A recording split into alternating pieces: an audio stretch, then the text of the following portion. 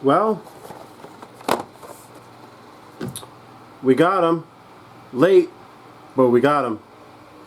Hey, what's happening, everybody? I'm the Mac, and welcome to another session of the TCG Enterprise, where we talk about all your favorite card games. So, you guys, we finally got the decks, and I got a full set of each. And a lot of people, there's a lot of controversy on towards these decks, exactly with the Slifer the Sky Dragon and with the Obelisk the Tormentor for Yu-Gi-Oh! But nonetheless, we're going to go ahead and open these things up. I know you guys have seen this a million times, but we haven't done it yet. So we're going to do it here. So, starting off, I am going to go with Slifer first. Why? Because I actually like Slifer more than all three of the Egyptian gods. Call it for what you will. I know a lot of people like Ra, and I know a lot of people like Obelisk, but you know what? I like Slifer, so there. Enough said. Anywho, it comes with this awesome mat. It comes with your guide. And it basically gives you the how-to on all the cards and what they do and whatever else. So, with that being said, you also get the Egyptian gods onto the front. One of each. It's not too bad. It's kind of cool. It's not the greatest, though, but it's still somewhat decent. Anywho, and then we're going to get right into the deck. Now, the deck is actually pretty cool in and of itself because of the way that it flows. It's actually pretty decent compared to most of the other decks that are out there. They don't even run that very good. There's a lot of prime examples. I'm not going to go into details of what they are, but you guys could just get a ballpark figure. Alright, so of course we're going to be going with Slifer. That's the #1 guy in this deck. The Divine Beast requires up to 3 for the normal summon, and you know him. He gets his attack boost on the amount of cards that are in your hand, which is awesome. You only come with the 1, so if you want to run more than 1, get 3. Or if you have your own, hey, use your own. It's all the same. You have this new card, Soul Crossing. So during the main phase, immediately after the effect resolves, tribute summon a Divine Beast monster. When you do, you can tribute summon the monster your opponent controls, even if you do not control them.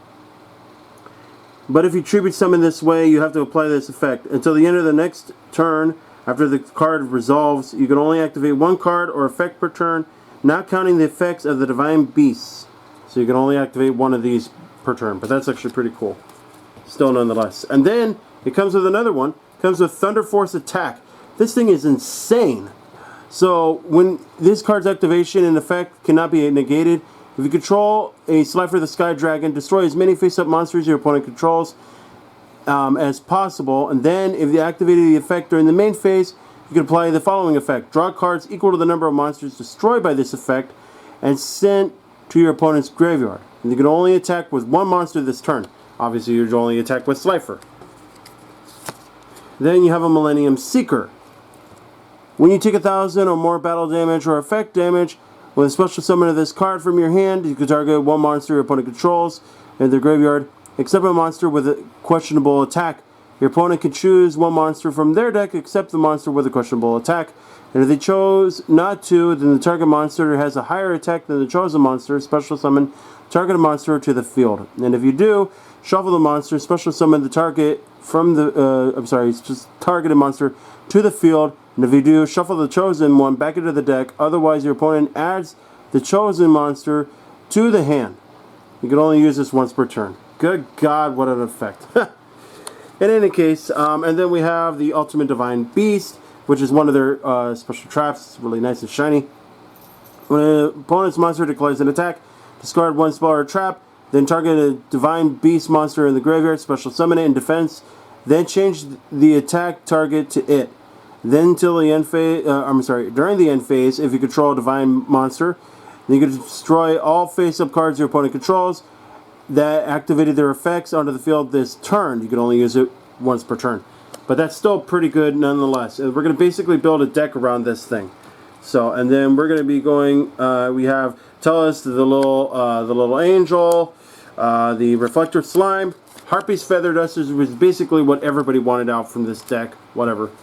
And then you have a Breaker, you have a Beast King Varos, the Nine-Tailed Fox, Phantom Sky Blaster, Card Guard, Clawcrow, Electromagnetic Turtle, the Breaker, the Dark Magical Warrior, Scapecoast, Amram, the Wicked Warden. You get 3 of those into the deck. Duke Shade, the Snyder Shadow Lord. I'm trying to say all these names. Clock Wyvern, the Tenyi Spirit for Shuda. Then Swords, Monster Reborn, Book of Moon, Enemy Controller, Pot of Avarice, March of the Monarchs, Supply Squad, Card Advance, The True Name, One-Time Passcode, Lair of Darkness, Draw of Fate, Mirror Force, Reckless Greed, Reflex Slime, The Golden Apples, and back to the front. All else is just all this crap right here. It's nothing else to worry about there. Alright, so that's it for Slifer's deck. Now let's go ahead and go in, and now we'll go into Obelisk's deck. Which, by the way, you guys, I'm actually going to do separate videos for these guys regards towards deck profiles. To your liking on what you guys want to run is to your choosings as well. By the way, if you guys are kitchen in onto this video here, please don't forget to go ahead and like this video and subscribe and hit the post notification bell so you know when things happen. It's basically the same. It really is. You all get the same mat. It's all the same mat. It's nothing different. Alright, let's go ahead and get onto the deck. This one, it runs a lot, just like the Slifer deck. The Slifer deck runs itself in for tribute summons and the draw power. The Obelisk deck, however, I believe runs in for the, mainly out for the tribute summons. God, it's so hard to open up these decks. They used to have it easier where you could open it up. It has such a child-proof lock on them. Alright, there we go. Okay, so we have obviously Obelisk the Tormentor. He has his effects where basically he can destroy by sacrificing up for the 2, destroy all monsters your opponent controls, which is good. And then we have Soul Crossing. They come in both decks. This one has Fist of Fate. I know in the anime they also have Fist of Fury. Whatever, it doesn't matter. But anyways, this one has Fist of Fate. This card's activation and effect cannot be negated. If you control a monster that has Obelisk the Tormentor, negate the effects of one effect monster your opponent controls, and if you do, destroy it. And if you do that for the rest of the turn, activated effects... I'm sorry. This turn, the effects of that monster are negated. I should correct myself onto that so you guys don't get misled. As well, the activated effects and effects of monsters under the field with the same original name, then... if you activated this effect during the main phase, destroy all spells and traps your opponent controls. Then you have Divine Evolution. Pretty much this one you could cannot be activated. The activation cannot be negated.